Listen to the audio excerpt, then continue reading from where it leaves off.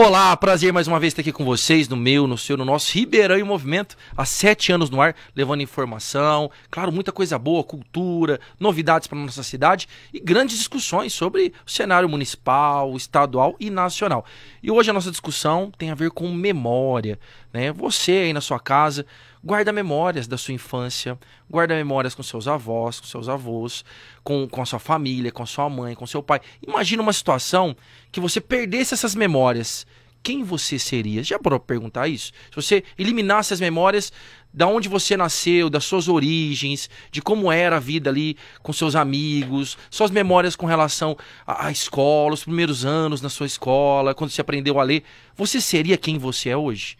E eu tô falando disso porque há uma cidade, como na nossa família, a memória tem que ser guardada. E onde se guarda a memória afetiva, histórica, que tem a ver com a sua cidade, com a identidade da sua cidade? São os museus. E como está a situação dos museus hoje na nossa cidade? Esse é o tema de hoje, né? Falamos da memória desperdiçada. Para onde vai a memória da nossa cidade? E para falar desse assunto, está aqui comigo ele, que é professor, historiador, ex-vereador, já esteve aqui em outros programas e está sempre aqui trazendo aí, né, novidades, mas hoje não é uma novidade, hoje na verdade é uma denúncia exatamente de como está o Museu Histórico e o Museu do Café de Ribeirão Preto. Prazer em ter você aqui, professor Lages, tudo bem? Prazer todo meu, Sardinha. Nossa, uma alegria estar de volta aqui, né, no Ribeirão em Movimento, né? É, com certeza, é uma satisfação ter o senhor aqui. E dessa vez não é uma notícia boa, o senhor esteve aqui da outra vez para falar do seu livro, né? Uma novidade muito boa para a cidade, eu estive lá no lançamento. E hoje teremos uma denúncia, né, que já está correndo aí nos noticiários aqui de Ribeirão Preto, muito séria, né? Com Essa semana teve uma repercussão enorme, né? A diligência que o Compac convocou, né, na sexta-feira passada, numa visita, né, exatamente uma visita técnica para se averiguar assim preliminarmente como é que anda o acervo do Museu Histórico do Museu do Café. E o que nós vimos lá é de cortar o coração, viu? E tá aqui, claro, falando de Compac, ele que é presidente do Compac, advogado, corintiano. Corintiano pode, Lucas? Corintiano deve. Deve, né? Doutor Lucas Gabriel Pereira, sempre uma satisfação ter você aqui, que nos acompanha há muito tempo, também está sempre aqui para falar das questões, né, do museu, questões políticas também. E é uma satisfação saber, primeiro parabenizar, né, pela sua atuação à frente do Compac como presidente. Eu acho que eu já tive a oportunidade de fazer parte do Compac, sou professor de História, lá pela Associação Amigos da Classe Operária, né, professor Lages?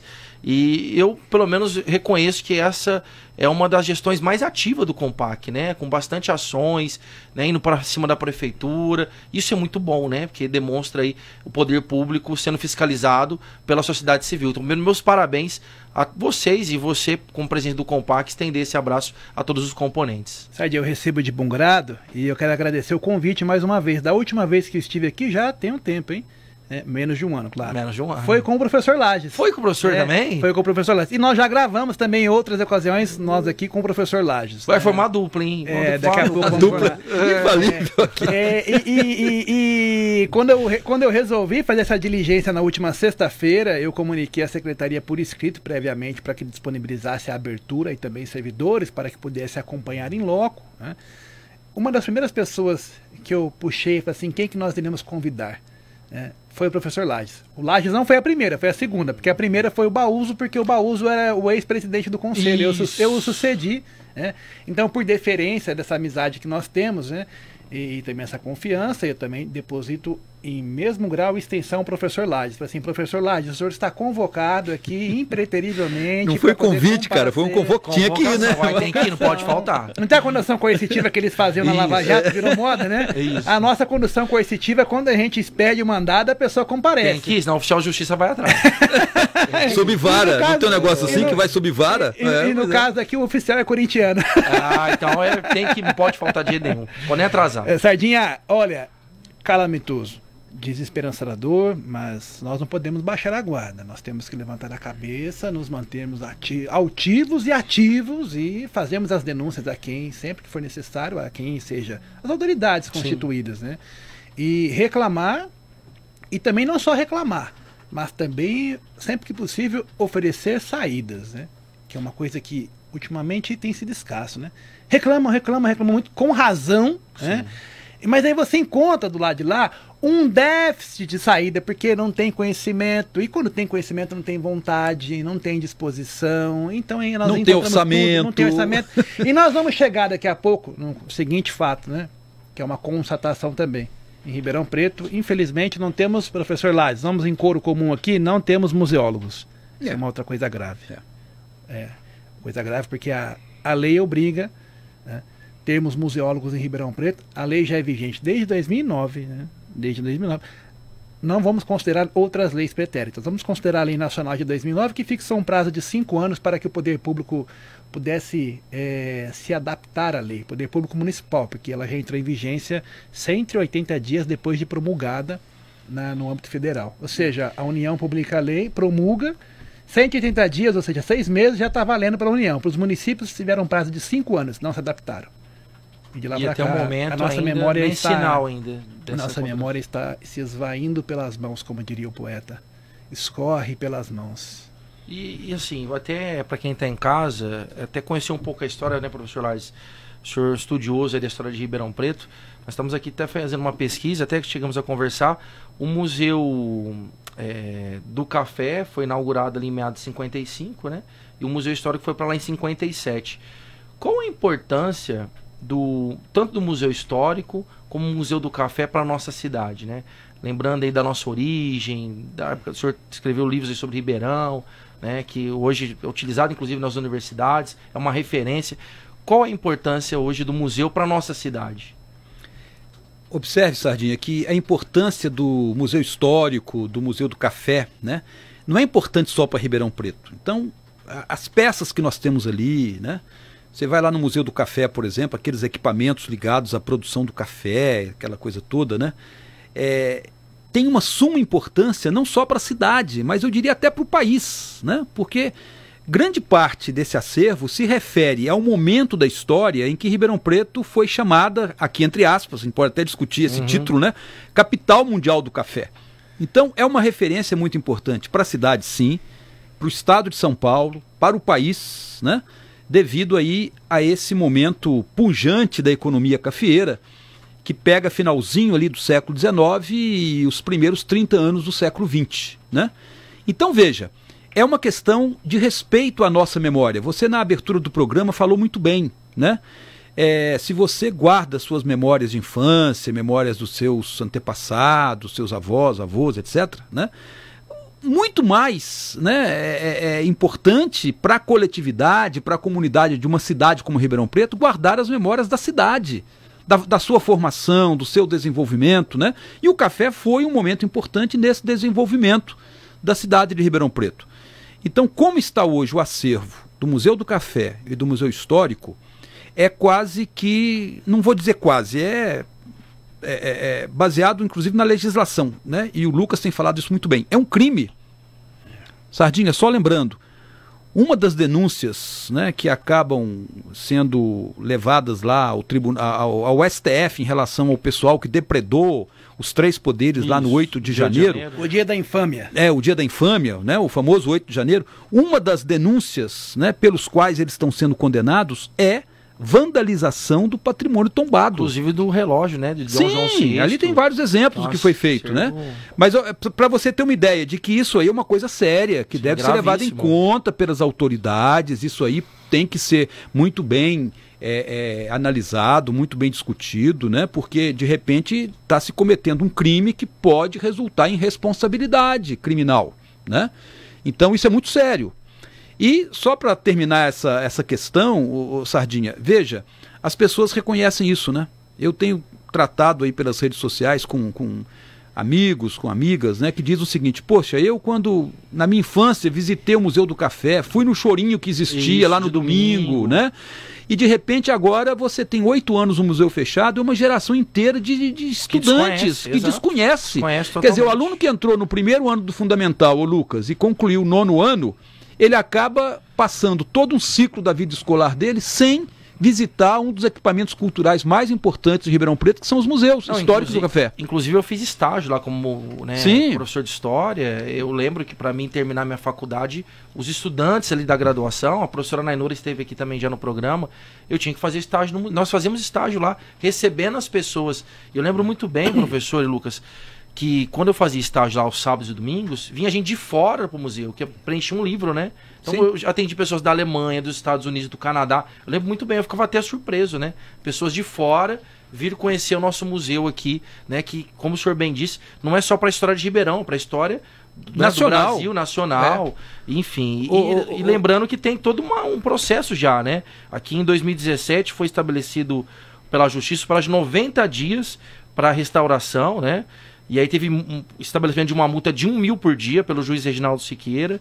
Tem também a questão do projeto técnico para obtenção do AVCB, que parece estar parado também. Foi feita uma vistoria... Está parado, né, Lucas? Está parado. Foi feita uma vistoria em 2018, setembro, e foi constatado que nada foi feito. 16 de dezembro de 2021 foi realizada uma também visita lá pelo engenheiro do Ministério Público, e até o momento o prefeito só se pronunciou que ia, né, ter ali um montante de 15 milhões para fazer o restauro, mas está totalmente parado, como vocês puderam verificar, né, em loco. Filosofia do Zeca Pagodinho: deixa a vida me levar, a vida levar eu. Para onde que nós estamos indo? Ou para onde que a nossa memória está indo? É isso. No campo da responsabilização do agente público, nós podemos aqui, complementando o que o professor Lages falou, elencar os 3 tipos de responsabilização, que é a responsabilização civil, a responsabilização administrativa, que se refere à probidade ou improbidade administrativa, e a responsabilização penal. A lei de improbidade administrativa vigiou no Brasil de 92 até 2021, quando o Congresso Nacional alterou a redação. É interessante que nós traçamos isso,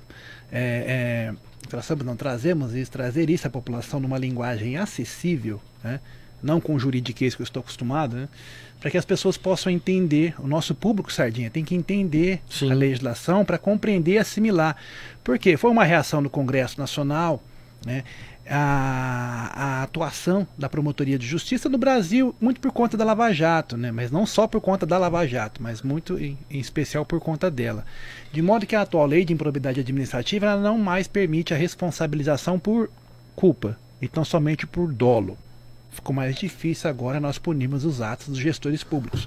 Todavia, nós temos a lei de ação civil pública, que é a Lei 7.347 de 85, olha só, momento da reabertura democrática do Brasil. Interessante gravar esses períodos, né? Que ela é vigente até hoje, para poder responsabilizar tanto a questão da culpa quanto a questão do dolo, né? Só que nós agora, nessa representação que nós iremos fazer, porque ainda não fizemos, Sardinha, estamos em via de protocolar lá a qualquer momento, né? Nós não temos pressa, né? O fato já está consumado, né? Nós estamos trazendo a questão da responsabilização do agente público no âmbito da culpa, porque a lei vigiou até 2021, várias pessoas passaram nas repartições públicas aqui na Secretaria, no Alto Secretariado de Ribeirão Preto, nada fizeram, ou se fizeram é insignificante, porque não conseguiram resolver o problema, né? Quando fizeram muito foi fazer a reforma da Casa do Colono, que é onde funciona a repartição administrativa do museu. Nós temos lá um servidor público que cuida dos museus, porém isso é uma outra coisa, é uma crítica que nasceu aqui nas conversas que nós tivemos nos últimos dias. Como que nós temos um servidor lá recebendo um cargo de confiança, ou seja, recebe um plus a mais para poder cuidar do museu, o museu está de portas fechadas há 8 anos. Não sei se é possível, não sei se isso é legal ou não, quer dizer, eu não sei, tenho minhas dúvidas, né? Tenho minhas dúvidas se isso é legal ou não. Estamos pagando esse plus para o servidor ficar lá, né, para não ter museu fechado. Ele fica lá, Lucas? Fica lá. Fica lá? Fica lá. Ou não fica em outro setor, em outra repartição? Não, fica lá. Pode ser que até um dia ou outro ele comparece e esteja à disposição de outro setor, como já esteve, inclusive, à disposição nossa do Compac em algumas ocasiões, mas fica lá. Não é nada contra a pessoa, que isso nós temos uma admiração, carinho muito grande por todos os servidores públicos, por todos, né? Que é uma classe infelizmente combalida e resistido e tem agido com resiliência, comportado resilientemente frente a todas essas demandas e essas intempéries dos governos brasileiros, que não tem coloração partidária e nem esfera, porque cada um, graça aqui às finanças, né, ataca cada vez mais as finanças, e em Ribeirão Preto nós temos isso, né, o custo de vida aumentando e a dificuldade da população cada vez aumentando. Então, Sardinha, Nós iremos apresentar uma responsabilização desses agentes públicos, até porque, Sardinha, tudo isso que eu falei, interpretado com o Estatuto dos Museus, que é uma lei que parece que é desconhecida em Ribeirão Preto, parece que quando ela chegou aqui, o Diário Oficial não foi publicado aqui em Ribeirão Preto, acho que não chegou aqui, viu? Deve ter pego um atraso aí no fluxo no SEDEX, né?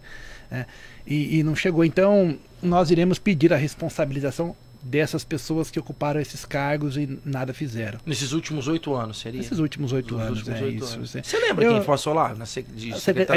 Ex-secretária de Cultura, uma delas, né? Mas só que teve dois secretários. Pessotti passou por lá. E teve antes dela um colega, né? Que me parece que era um cara de São Paulo, um colega de São Paulo, ficou mais ou menos uns 6 meses, e depois a Isabela Carvalho Pessotti assumiu e ficou um bom tempo, né?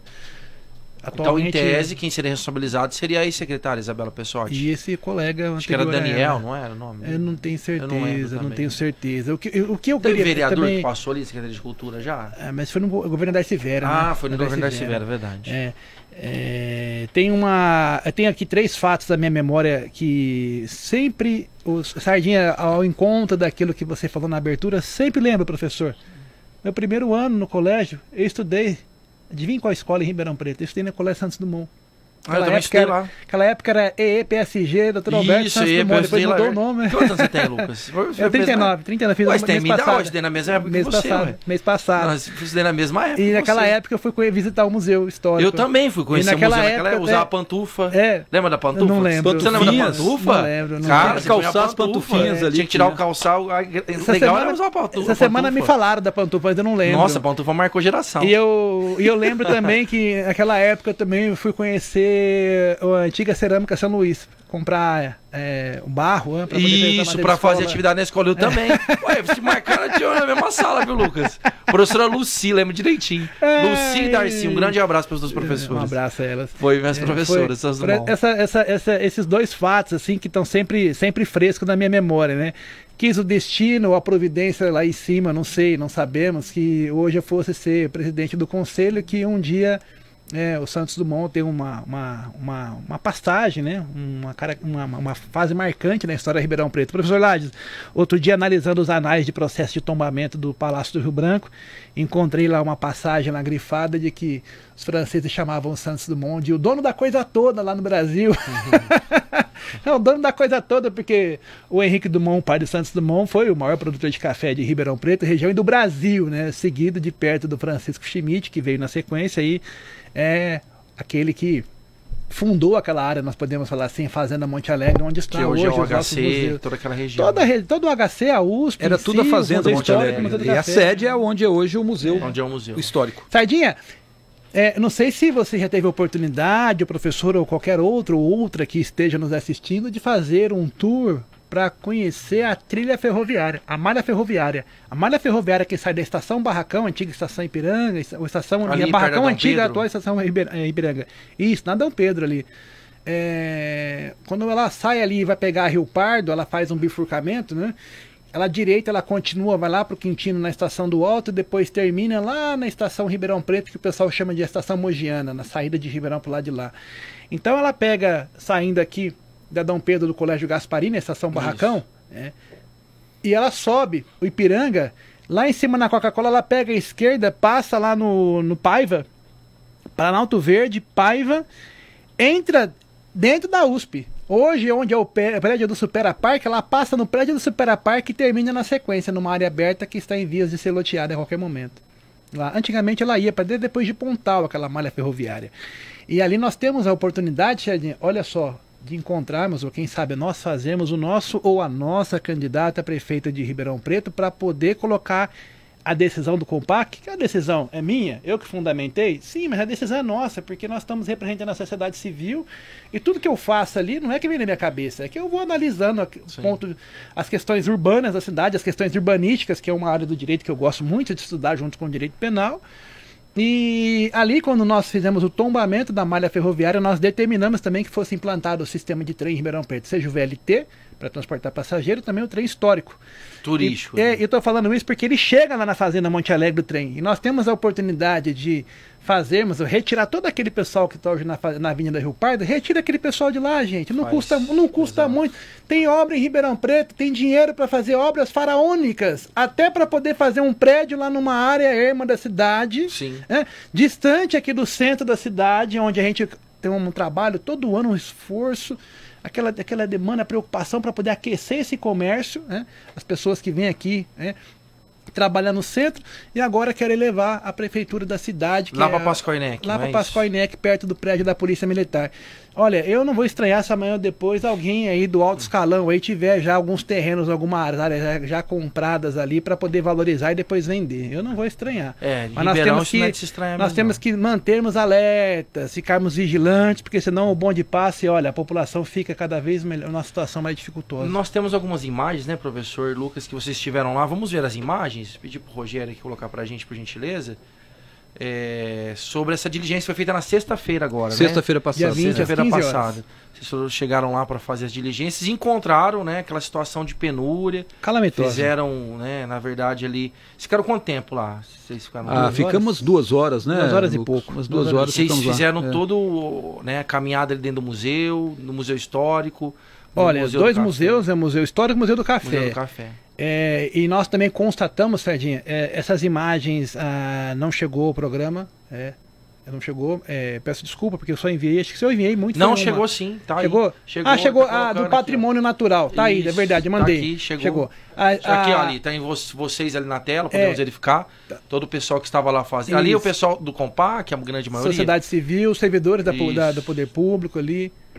Então, Sardinha, olha só. Olha lá, essa imagem aqui, Lucas. Vamos ver. Essa imagem ali da entrada do Museu do Café. Museu Histórico. Ali é o Museu Histórico, essa entrada. Museu Histórico ali, Sardinha? Não, eu acho que é do Café, né, do Café, lá em cima. Museu do Café, lateral, fora do museu. Bem sujo, na varanda. Museu do Café mesmo. Coisa jogada, sinal de abandono total, hein? Não só abandono, mas jogar das traças, Jogar das traças, Acho que a traça agora é o novo administrador público. Ali é na parte de baixo, ali no sótão, né, do museu, onde você tem ali, por exemplo, a parte deplorável, né, onde tudo está espalhado, nada organizado, o guarnecido como deveria estar. E nem tudo embalado. Nem tudo embalado. A impressão que passa, Sardinha, é que quando o museu foi fechado há 8 anos atrás, foi feito assim, da noite para o dia, sem... De qualquer jeito. De qualquer jeito. Como, olha, vamos ter que... Biblioteca, essa é a biblioteca. A biblioteca toda projetada. Eu cheguei cuidar da biblioteca quando fazia. Olha lá, olha como é que está a biblioteca. Os livros estão todos ali dentro dessas caixas. Traça aí deve dar de monte. Temos que parabenizar essa gestão. Né? Agora, e ali, o que é que está embaixo dessas lonas aí? Eu não consigo ver. Ali, olha, essas lonas pretas estão cobrindo aqueles grandes equipamentos do Museu do Café, do museu que fica atrás. Aqueles equipamentos então, do Museu do Café. É a única parte que a gente percebeu assim que tem minimamente uma proteção. Jeito, né? Tem várias goteiras. Por isso várias que tá goteiras. Calona, né? A hora que você entra no Museu do Café, você avista à sua direita, no fundo do prédio, já tem uma goteira. Não, uma goteira não, tem um telhado que tá todo aberto. Ali, Rogério, aqui tem uma carriola, o que é aquilo ali? Eu não sei o que Não sei, aqui tá o relento, com certeza tá no gramado, tá espalhado ali. Olha lá. Essas duas são urnas funerárias? São urnas funerárias indígenas. E uma pessoa já me entrou em contato, o Sardinha, lá de Cajuru, dizendo que essas urnas haviam sido doadas, me parece que pela prefeitura de Cajuru, na época, para a USP. E a USP repassou essas urnas para o Museu Histórico, estão lá. De que ano será que é isso aí? Deve ser muito antes. Aí é o seguinte, o pessoal está correndo atrás já pedindo as urnas de volta. Porque agora em Cajuru você já tem arquivo, você já tem museu, já tem os equipamentos culturais que poderiam estar abrigando. E foi feito um comodato, foi assinado um comodato. Para cuidar, Para cuidar. E como não está cuidado, eles querem de volta. Me parece que Cajuru deve ter um orçamento algo em torno de 4 bilhões, como Ribeirão Preto, né? Porque lá olha, e essa é uma carroça de boi antiga. Tá também abandonada. Exatamente, com um plástico ali e até perigo incêndio ali, não é não? Gente, isso aí, não só as goteiras, né, mas é tudo inflamável, então, cara, altamente inflamável. De Ribeirão Preto está se esquivando, se justificando que o AVCB será pedido depois do restauro do museu. Todavia... Tem câmera lá no museu? Tem Nada, câmera, não nada, sabe, nada, tem não. umas E é um câmeras, tem umas câmeras, só câmera? não sabemos se Mas funciona. estão ativadas? Não sei Porque dizer. é um local fácil de entrar, é Tem, muito mas grande. não sabemos se estão ativadas, não Até sabemos. um incêndio criminoso. Isso é uma, né? ó, olha só, não sabemos se estão ativadas, para onde ela manda o sinal de transmissão, para onde fica Quem armazenado monitora. e fica armazenado por quanto tempo, nós não Volta sabemos na nada estátua disso. ali, Lu. Tem umas estátuas também, as estátuas ali. Olha lá. Eu não sei quem é essa estátua. São ermas, né? Não sei. Tem umas, né? Ô, Sardinha, só... Ali é a entrada do porão, né? É, As madeirinhas ali, bem abandonadas, hein, professor? ali o pessoal tirando fotos, né? Bem abandonado. dia. Servidores do Compac Ô, ali. Sardinha, só um professor detalhe Sim. que me chamou muita atenção, assim, será que o fechamento do museu há 8 anos atrás se baseou num laudo, num estudo, Técnico. um estudo técnico, né? Porque Sim. será que foi um ato administrativo publicado em Diário Oficial? Eu gostaria muito de saber esses detalhes, todo né? mundo gostaria de saber. Resgatar um pouco como foi esse fechamento Esse do museu, fechamento. porque me pareceu assim, olha, Olha só. Volta um pouquinho, Rogério. Deixa eu ver. Tem uma imagem ali, quer ver? Ó? acho que o Lucas falou das reformas no Volta mais, assoalho deixa eu e ver. no telhado, né? Isso. A gente não percebeu um dano muito grave na própria estrutura própria física. estrutura. O que chamou atenção é o acervo completamente espalhado, Abandonado. completamente abandonado. Não, ali Olha lá. parece que é no... Que parte que é essa aí? Essa é a parte do sótão Nossa, também. olha ali. Olha lá. Tudo a parte de baixo. lixaiada, tudo Sardinha, jogado. tem uma postagem aqui do Esse prefeito. daí é o de fazer a farinha, não é? Aquele lá que fazia a É farinha, isso aí. a pedra, Moeda, né? uma pedra. A mó. É, pedra mó. Tem uma postagem aqui do prefeito municipal de Não, eu Ribeirão vou jogar Preto. ela. Peraí, eu tô com ela Você aqui. tem ela Eu vou aí? jogar ela aqui. É. Já vai falar dela já. Quer ver? Aí tem mais abandono, a gente vê caixas mais caixas. Para fazer, inclusive, a classificação dos objetos vai ter muito trabalho, hein? Porque é muita coisa jogada, desorganizada. Olha só quanta coisa jogada. Olha a carroça, né? Essas fotos não são 1/30 daquilo que temos de bens Aí no museu, né? outra busto, né? É um busto Sardinha, ali. o que preocupa também é que... Olha os animais É, espalhados. o que preocupa também é se todo o acervo está lá, né? Sim. Porque nas salas onde ficavam expostas essas peças, tá tudo vazio. Então isso a gente vê nos cantos, no sótão, quer dizer... Tem vídeo também, ô, Rogério? Tem um vídeo aí? Nessas imagens? Acho que vem algum... Não vem nenhum vídeo, não? Não baixo. Vê se tem algum vídeo. Acho que tem um vídeo aí. A gente não tem noção, né, ô Lucas? Nossa, mas que Se coisa tá tudo grave, lá intacto, hein? né? Você não foi Não retirado temos não. noção, Não não. tem noção, Ah. não. E tem o controle daquele, né, como falou, registro de tudo que tá ali. Eu lembro Foi quando eu encontrado, fiz né, estágio Lucas? O Lucas pode falar a gente melhor. tinha que registrar, eu lembro que a gente tinha que registrar cada peça. Mas tem Isso é um... uma preocupação nossa, Sardinha, porque como presidente do Compac, nós temos o direito de ter acesso a esse material, a esses a registros. né? sociedade quer saber. E a lei federal obriga também a realização de registro e inventário.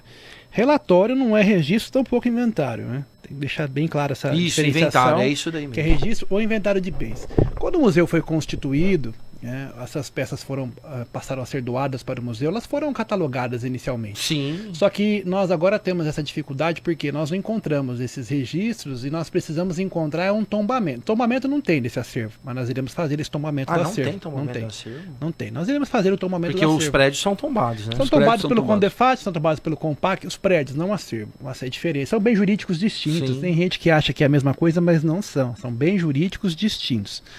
Deixar isso bem claro. Só que nós encontramos lá 3 tomos, mais ou menos 300 laudas cada um. Isso deve dar algo em torno de quase 1000 páginas, 300 e pouco cada um. E nós fizemos lá a identificação desse documento. A Secretaria de Cultura está em vias de nos entregar, porque nós já requisitamos isso via ofício, né?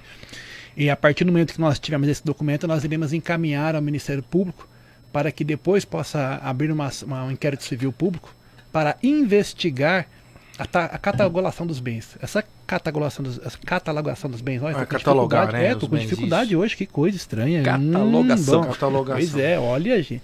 E aí, nós iremos confrontar. Sabe por quê? Vou falar uma coisa para o Sardinha e professor Laje. Na ação que tramitou contra a Prefeitura em 2017, já havia denúncias de que alguns bens haviam desaparecidos. Né?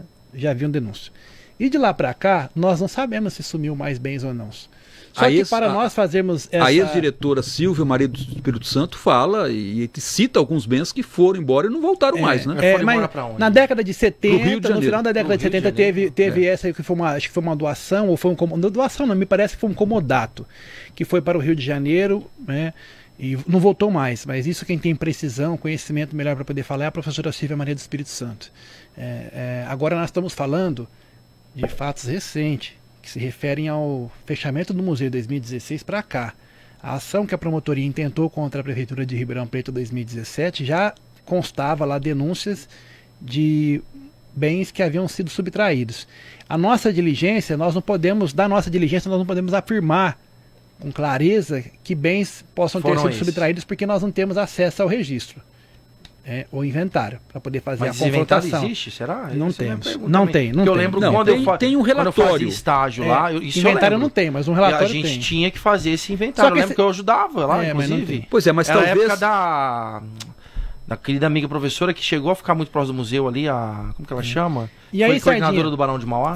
Temos um outro detalhe. Lilian, né? Foi da época dela, isso é muito tempo atrás, né? Naquela época o museu tinha... Mas inventário, Sardinha, inventário é um documento que tem algumas regras, alguns...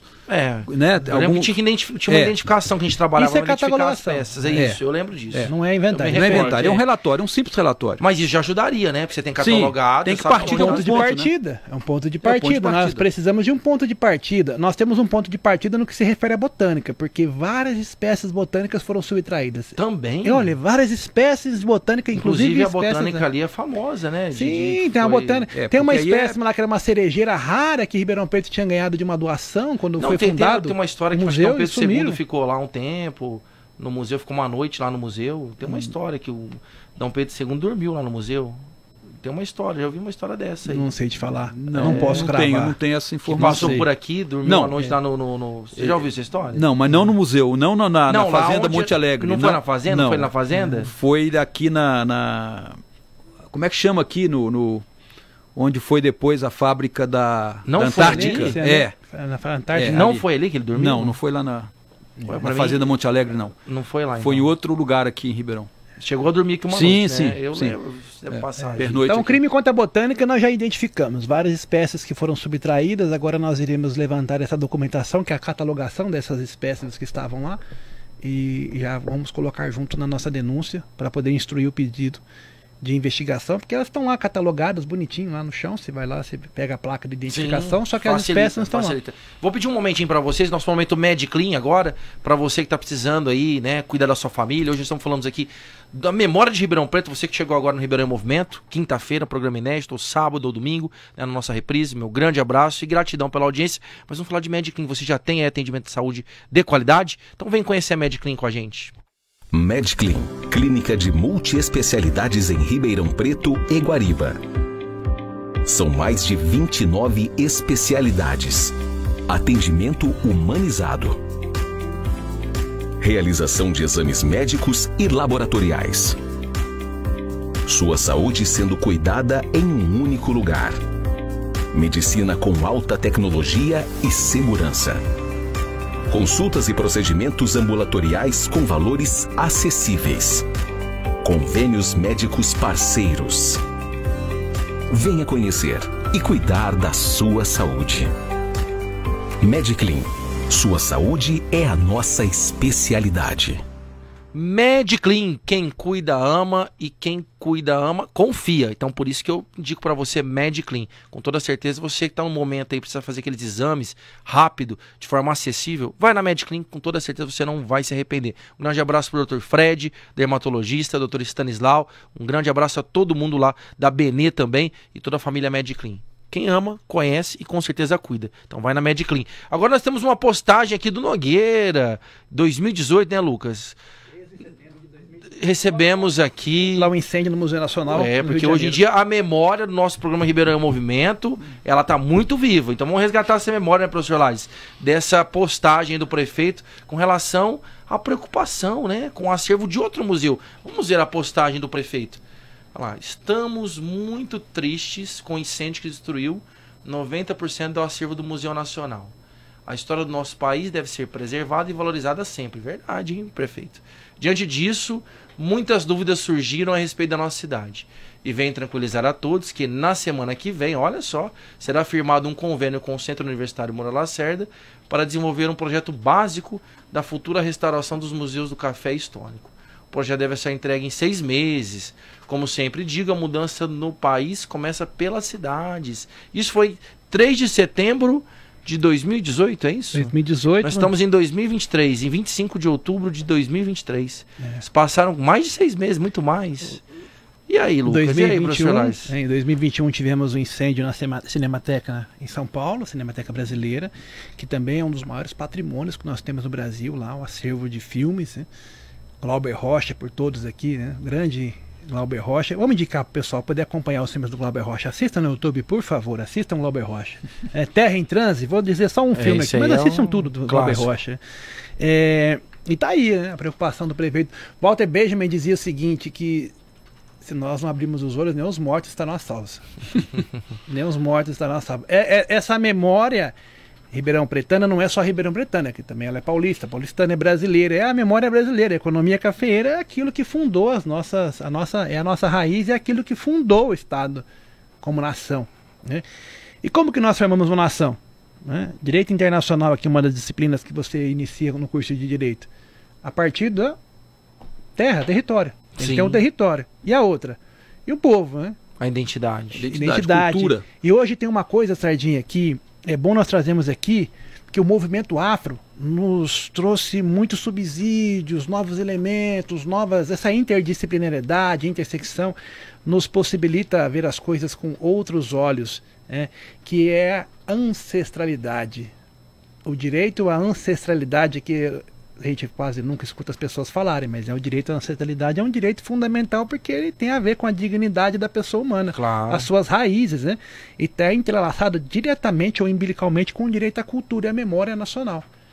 Então, o direito à ancestralidade está em jogo, está em risco de ser apagado em Ribeirão Preto.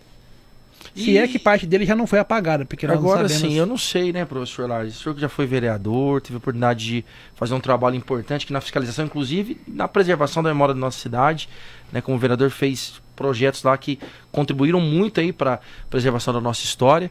Não entendo qual que é a iniciativa do prefeito em escrever aquilo, ficou bonito, né, falando que se preocupa com o interesse da cidade, fazendo uma parceria, e nada disso aconteceu, porque mais do que palavras é necessário ações. E cadê as ações, professor? A gente não vê. Veja só, essa postagem aí do prefeito Nogueira, né, condoído aí pelo incêndio lá do Museu Nacional, né, dá a entender que ele sabe da importância, né, que claramente ali ele se coloca, né, como um gestor público preocupado com essa questão da memória e tudo mais. Agora, de passar isso à prática é que realmente a gente está cobrando aqui hoje, né? Exatamente. Ele fala até de uma possível parceria com a Universidade Universitária, Moura Lacerda, né, com o Moura Lacerda. A gente sabe, por exemplo, que o Moura Lacerda tem um ótimo curso de arquitetura, né? Tem feito, os alunos e professores do Moura Lacerda têm feito belos projetos de restauro aqui na cidade, como é o caso do Palacete 1922, quer dizer, tem expertise nisso aí, né? Mas isso foi quando mesmo? 13 de setembro de 2018. 2018, quer dizer, passaram-se 5 anos, isso, né? Para que o fato agora venha à tona e a gente acaba provocando toda essa discussão. Falta só um incêndio mesmo, né? Porque então, tá faltando ali. Como ele se refere a um incêndio do Museu Nacional, olha que, né, não tá difícil a degradação da nossa memória através da perda dessas peças, desse acervo tão precioso aí dos dois museus, não é muito diferente, né? Claro. Então a gente inclusive o que levou o incêndio foi o descaso, né? Sim, tem todo um histórico. A mesma coisa. Né? Eu espero que o prefeito não tenha feito isso para ter like, né, meu? Porque às vezes tá um assunto em pauta, você aborda o assunto para poder... Mas parece que é para ter like, porque nenhuma ação efetiva foi feita, como nós vimos ali. E a gente está acompanhando agora outras tratativas do atual secretário Pedro Leão, né? Porque na verdade ele pega o bonde andando, a batata ele quente agora, não foi? Sim, foi há muito pouco tempo.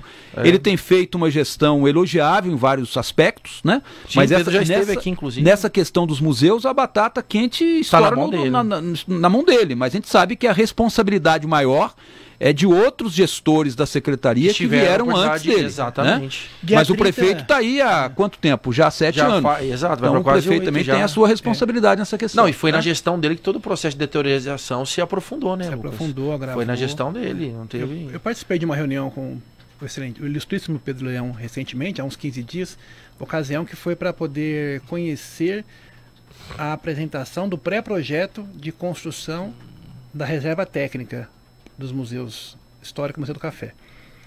E na ocasião eu desafiei a empresa que já está com esse projeto arrastando aí, mora longo, acho que vai para 1 ano já, ali no Compac praticamente.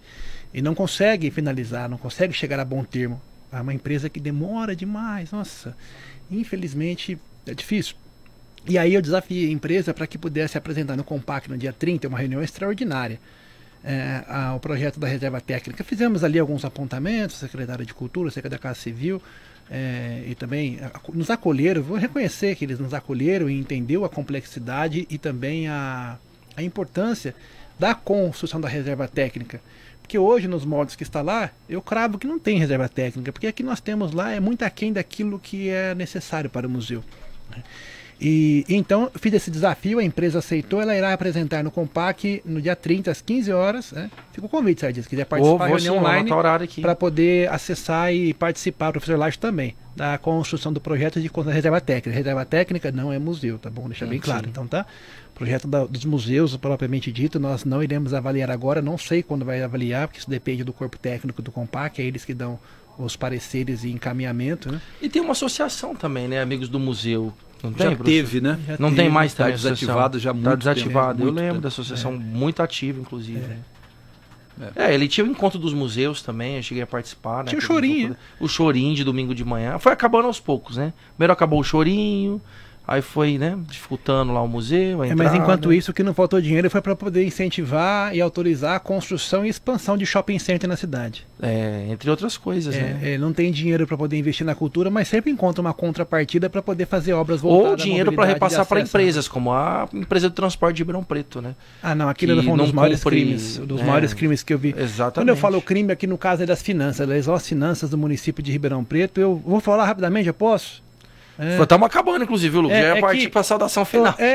Porque o pessoal que abriu um pequeno médio comércio... Só a Bruninha Vanzella, que é nossa dica de saúde hoje. Você aí que está precisando de dica de saúde, veja aí, Bruna Vanzella com a sua dica hoje, nossa atleta aqui de Ribeirão Preto, sempre trazendo dicas importantes para você cuidar da sua saúde. Vamos lá, Bruninha. Olá, pessoal. Professora Bruna Vanzella aqui. E hoje eu quero lembrar vocês o quanto o descanso é importante para o nosso processo, seja de emagrecimento, de hipertrofia.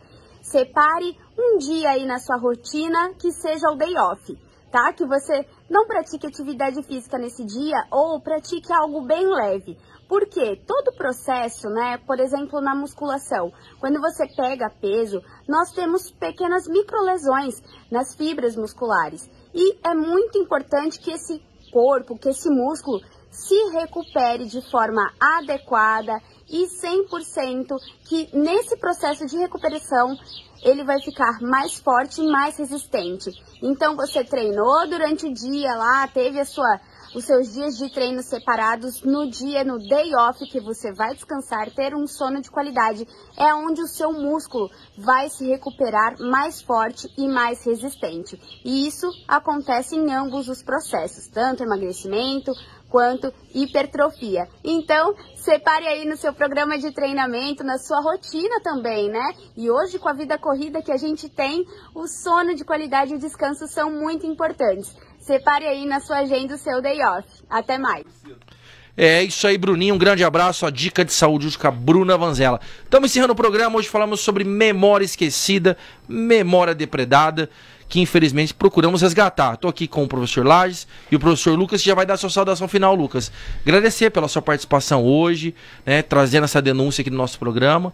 E fazemos coro aí para que se resolva o quanto antes esse imbróglio aí, né? Memória já se arrasta já por 8 anos. Memória é parte constitutiva de uma nação, sem a qual nós não conseguiremos ter ou alcançar ou promover o direito ao futuro.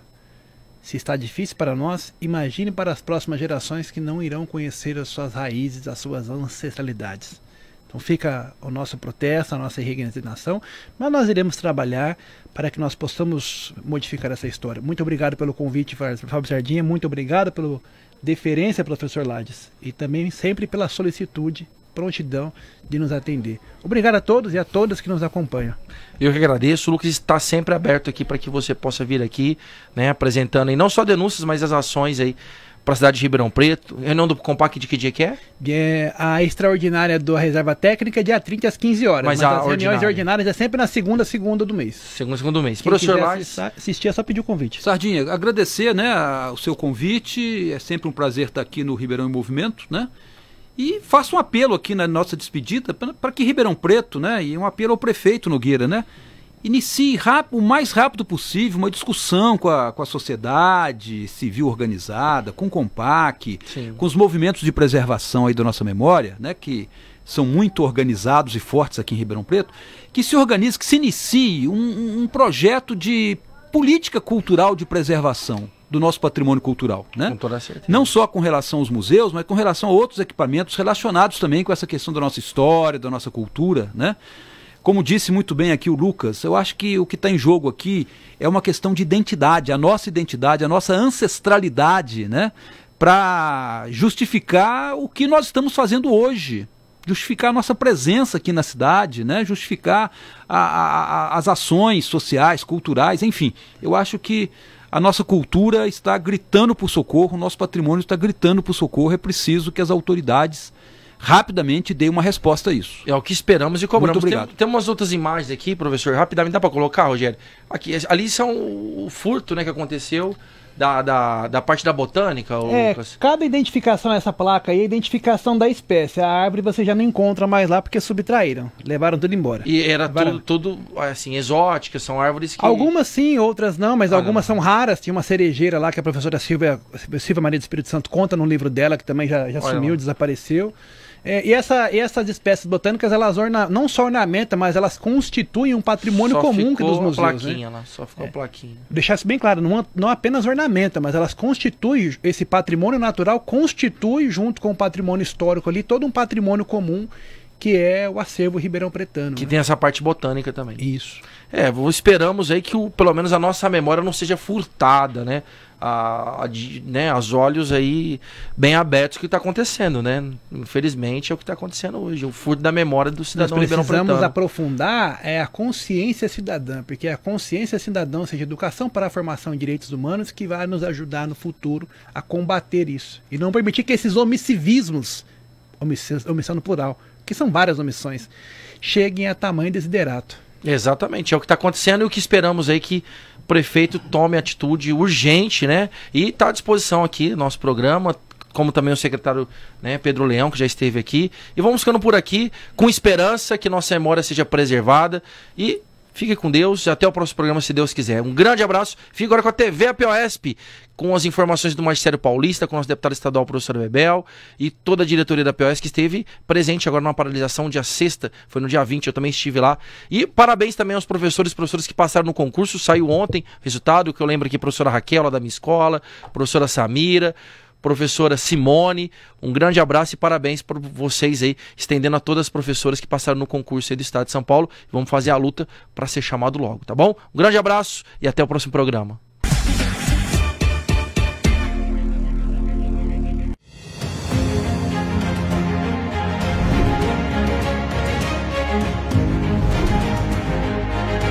No programa de hoje você vai ver como foi o grito pela educação no dia 20 de outubro. Vai saber mais sobre o corte de verbas no serviço público.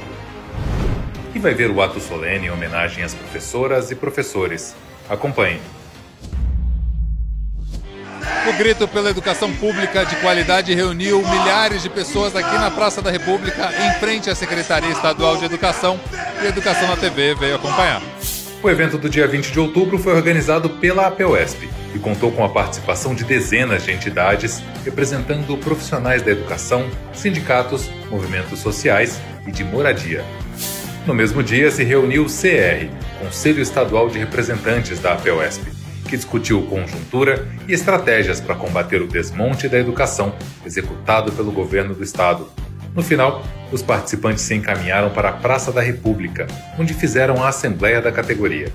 Nós estamos no momento de necessidade, de unidade, de força, de união, para que não reduz reduzam as verbas da educação, que significará menos salários, menos creche, menos ensino fundamental, menos ensino médio. São 10 bilhões de reais a menos e nós não podemos aceitar. A professora Bebel também alertou para os diversos ataques que o serviço público vem sofrendo no estado de São Paulo. Nós não podemos aceitar a privatização da Sabesp e do metrô. Nós não podemos aceitar reforma administrativa. Se esse governador está pensando que nós estamos brincando, eu quero dizer que não. Vocês estão aqui para dar uma resposta. E aqui quero cumprimentar os professores e as professoras, os estudantes, os setores da moradia, todos aqueles que entendem a educação acontece e todos têm papel. Mas eu quero, companheirada, dizer, não dá para ficar calado com esse governador.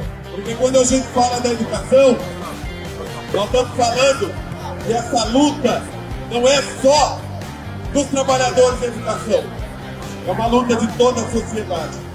Porque a educação é uma política pública base absolutamente necessária. Hoje pela manhã fizemos a reunião da diretoria e depois do Conselho Estadual de Educação, Conselho Estadual de Representantes, e aprovamos uma série de propostas que vamos aqui apresentar. Primeira delas, concentração na Assembleia Legislativa no próximo dia 24, quando haverá uma audiência pública às 15 horas, visitas aos gabinetes, pressão na galeria. O ato na praça terminou com centenas de manifestantes pedindo mais verbas para a educação e o fim das privatizações. Conforme decisão da última Assembleia dos Professores no dia 24 de outubro, sexta-feira, na Praça da República, a Lesp foi palco de protestos contra os ataques do governo estadual ao funcionalismo público. Mais uma vez, representantes de vários setores do funcionalismo estiveram presentes, condenando a terceirização de serviços e a precarização do trabalho no Estado. O representante do Diese desmontou a tese de que o corte de verbas na educação seria investido na saúde, que tem reduzido drasticamente o número de funcionários. Essa flexibilidade de 5%, eventualmente para gasto em saúde, ela não vai atingir essa realidade que esse gráfico mostra, que é a redução nos últimos 20 anos de mais de 30 mil servidores da saúde. Então é basicamente, né, uma justificativa que, se fosse ser levado em consideração, de fato, se esse dinheiro fosse ser utilizado em saúde, ele seria para a operação indireta terceirizada, a saúde privada, né? Esse não é o modelo que nós devemos defender. Toda terça nós vamos estar aqui na Lesp, em vigília permanente, né? Não fizemos tanta questão de hoje porque estava tendo audiência, mas aí os professores, a partir das 16 horas, entrarão, vão entregar documentos para os deputados, dizer por que não pode ter redução das verbas, né? Demonstrar e ao mesmo tempo descer e mostrar para os deputados que nós estamos de olhos bem abertos no que diz respeito aos votos deles, né? Tem, lamentavelmente, deputados dizendo não é, mas é que entende que é o mínimo 25%, mas foi conquistado 30% e vai atacar frontalmente as universidades também. Então nós vamos fazer uma conversa com as universidades, né? Trazer as universidades para essa discussão também, porque não seremos só nós da educação básica, mas todos serão atendidos. A vida da professora, do professor, é de luta, mas também de comemoração. Seu dia foi lembrado no ato solene realizado no dia 20 de outubro na Assembleia Legislativa. A cerimônia, realizada pelo mandato da professora Bebel, teve música e depoimentos de vários convidados e contou com presenças ilustres, como Eduardo Suplicy e Ana Estela Haddad, que fez questão de citar Paulo Freire. Eu queria trazer uma frase, dividir com vocês uma frase que eu gosto muito de Paulo Freire, né? E que até num dos meus trabalhos científicos eu terminei o trabalho com essa lembrança desse pensamento dele, que diz assim, que eu acho que vai dizer muito para todos que estão aqui, que são docentes também. Ele diz: não nasci marcado para ser professor assim, como sou. Vim me tornando desta forma, no corpo das tramas, na reflexão sobre a ação, na observação atenta de outras práticas, na leitura persistente e crítica. Ninguém nasce feito. Vamos nos fazendo aos poucos, na prática social da qual tomamos parte, né?